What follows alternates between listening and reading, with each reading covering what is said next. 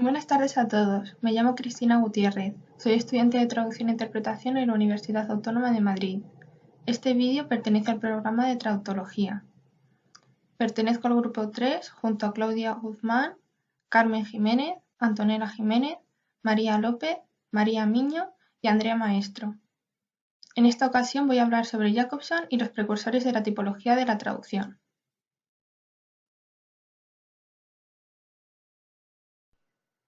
En primer lugar, hablaré sobre la biografía de Jacobson y los círculos lingüísticos de los que fue fundador. Citaré sus obras más importantes y explicaré las funciones del lenguaje que recoge lingüística y poética. También hablaré sobre los aspectos lingüísticos de la traducción, centrándome en la tipología de la traducción. Posteriormente, revisaremos el concepto de equivalencia, la importancia que tiene la traducción y las teorías de la traducción de Jacobson y Nida.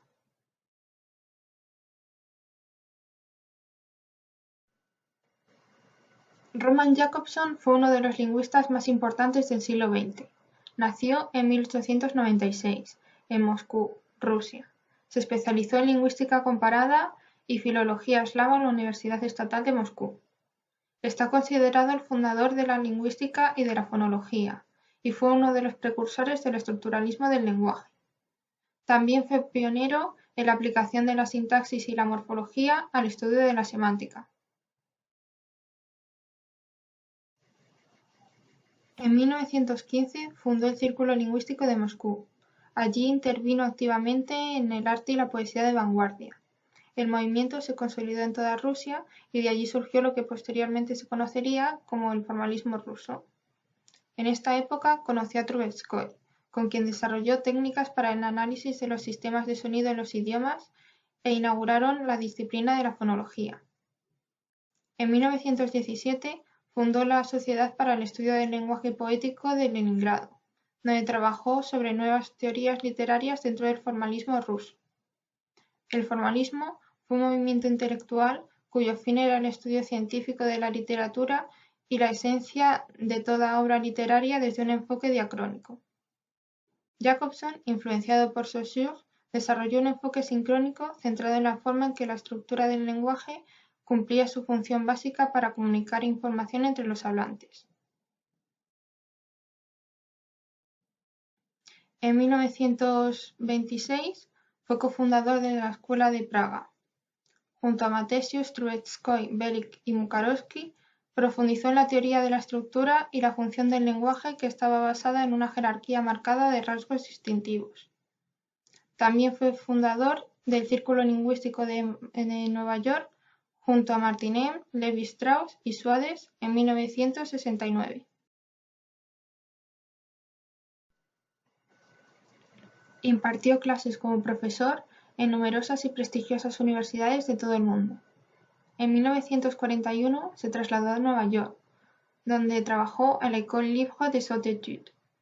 Allí conoció a numerosos lingüistas y antropólogos como Boas, Whorf y Bloomfield. En 1949 se trasladó a la Universidad de Harvard. También fue profesor emérito honorífico en el Massachusetts Institute of Technology.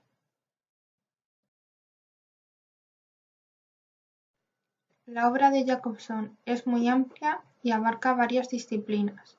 Por eso, gran parte de ella la realizó junto con otros expertos.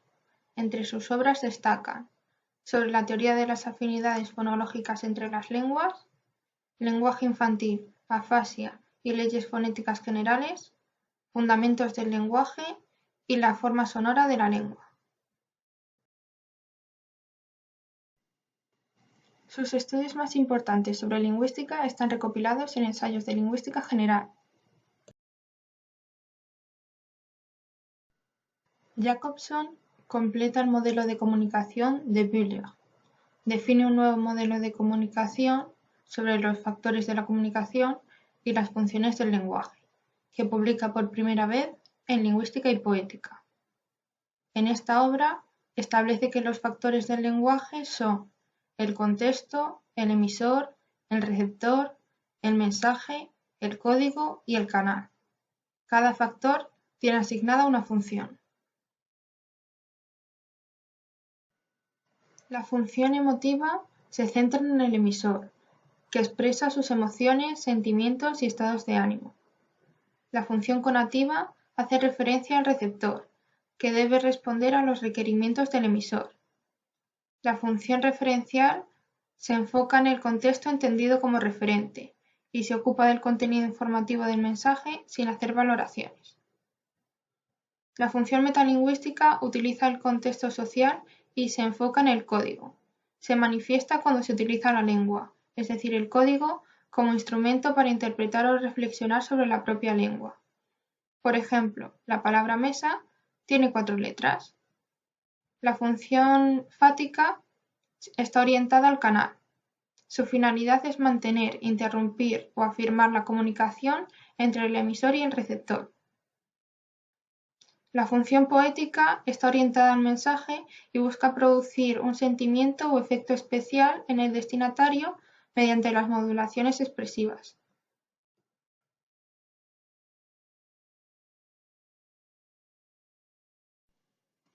En 1959 se publicó su ensayo sobre los aspectos lingüísticos de la traducción, On Linguistic Aspects of Translation, que tiene una trascendencia vital con respecto a los problemas de traducción. Trata la magnitud de la traducción en el campo semiótico y la traducción como concepto. Jacobson afirma que el significado de las palabras es un hecho semiótico y argumenta que para explicar el significado de una palabra hay que recurrir a un sinónimo o a un circunloquio. Por ejemplo, cuando en la Biblia se narra que los judíos se alimentaron de maná, aunque los lectores no hayan probado nunca el maná, cada uno de ellos se hace una idea de lo que significa, aunque con características comunes. Por eso, Jacobson defiende que no hay signatum sin signo. Solo puede existir significado si existe la palabra o signo lingüístico, y para expresar el significado de una palabra es fundamental disponer de una serie de signos lingüísticos. Para Jacobson, el significado de una palabra es su traducción por otra palabra o signo lingüístico que pueda sustituirlo. Por este motivo, la traducción es fundamental para la comunicación. Sin traducción, una persona no sería capaz de entender objetos que no forman parte de su cultura.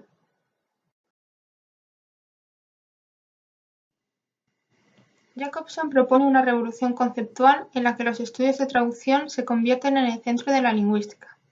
Distingue 3 tipos de traducción: la traducción intralingüística o reformulación, la traducción interlingüística o traducción propiamente dicha, y la traducción intersemiótica o transmutación. La traducción intralingüística consiste en una interpretación de los signos verbales mediante otros signos de la misma lengua. La traducción interlingüística consiste en una interpretación de los signos verbales mediante cualquier otra lengua. Y la traducción intersemiótica consiste en la interpretación de los signos verbales mediante los signos de un sistema no verbal.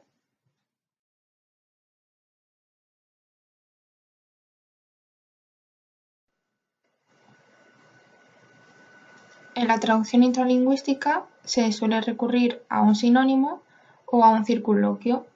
Por ejemplo, para describir la palabra mesa utilizaríamos el circunloquio mueble compuesto por un tablero liso y sostenido por una o varias patas. Sin embargo, la sinonimia no es una equivalencia perfecta. Un ejemplo de ello son los términos célibe y soltero, puesto que todo célibe es soltero, pero no todo soltero es célibe.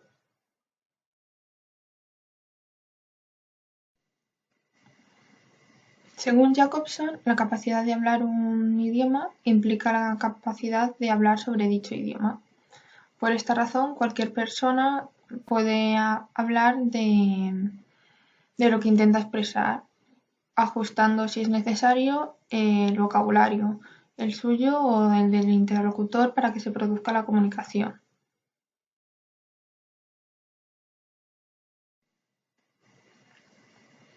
Un ejemplo de traducción interlingüística es bonjour y buenos días, ya que son 2 mensajes equivalentes en 2 códigos diferentes.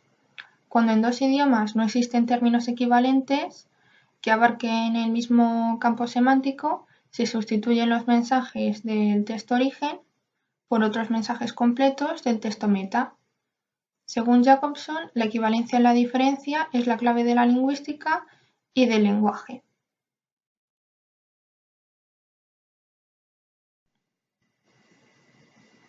La comparación de dos lenguas implica un análisis de su traducibilidad mutua. Por ello, son necesarios los diccionarios bilingües diferenciales, con una cuidadosa definición de todas las unidades que correspondan, y las gramáticas bilingües diferenciales, que definan lo que asemeja y lo que diferencia a las dos lenguas.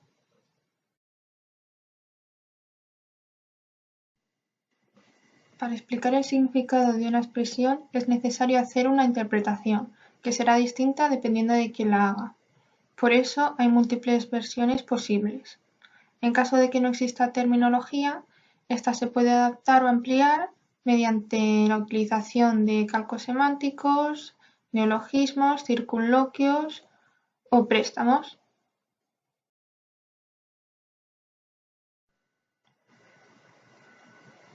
No existe un método infalible para traducir, ya que no solamente se tiene que transmitir la palabra correcta, sino que se tiene que transmitir el mensaje adecuadamente.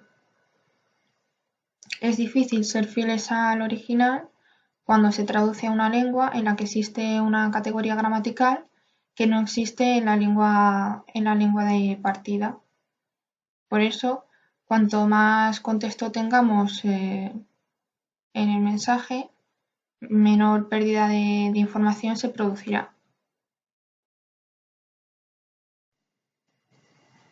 Jacobson afirma que las lenguas difieren en lo que deben expresar y no en lo que pueden expresar. Para entender una lengua se necesita recodificarla, es decir, traducirla e interpretarla, porque la carga semántica es primordial en el uso verbal, como ocurre en los chistes o la ironía.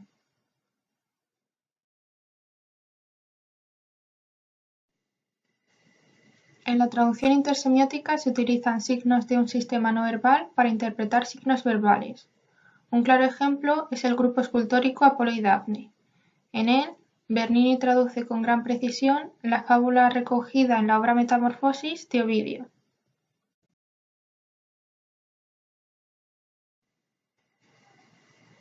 El concepto de equivalencia ha sido fundamental para definir el proceso de traducción. En 1982, Wills publica La ciencia de la traducción, problemas y métodos. Según este autor, la equivalencia depende de tres factores: el texto, el traductor y el lector. La introducción del lector en el contexto del análisis textual es muy importante para los futuros estudios de traducción. A partir de entonces, la traductología se estudia como parte de la lingüística teórica y de la crítica literaria, y como ciencia con un marco y metodología propios. Con este nuevo concepto de la traducción, la traductología se convierte en una disciplina independiente que tiene carácter interdisciplinar y transdisciplinar gracias a las aportaciones de lingüistas como Jacobson o Nida. El primero en utilizar el término equivalencia fue Jacobson en Sobre los aspectos lingüísticos de la traducción. En esta obra afirma que la equivalencia absoluta no existe y que se puede expresar un mensaje en cualquier lengua, de forma que el traductor debe trasladar el mensaje del texto origen al texto meta, garantizando la equivalencia.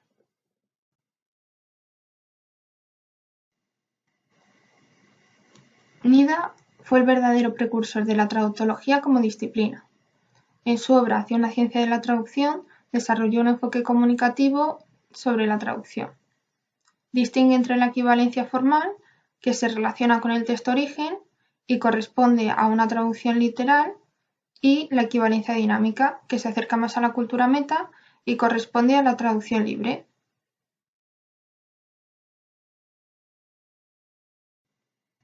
Para concluir, podemos afirmar que la traducción es fundamental para la comunicación. Aunque para Jacobson la traducción propiamente dicha sea la interlingüística, también existen otros tipos de traducción como la intralingüística o la intersemiótica. De esta forma comprobamos que no solamente se traduce un discurso por otro discurso, sino por música, pintura, etc. Como no existe una equivalencia perfecta entre las lenguas, se debe recurrir a la traducción de mensajes completos.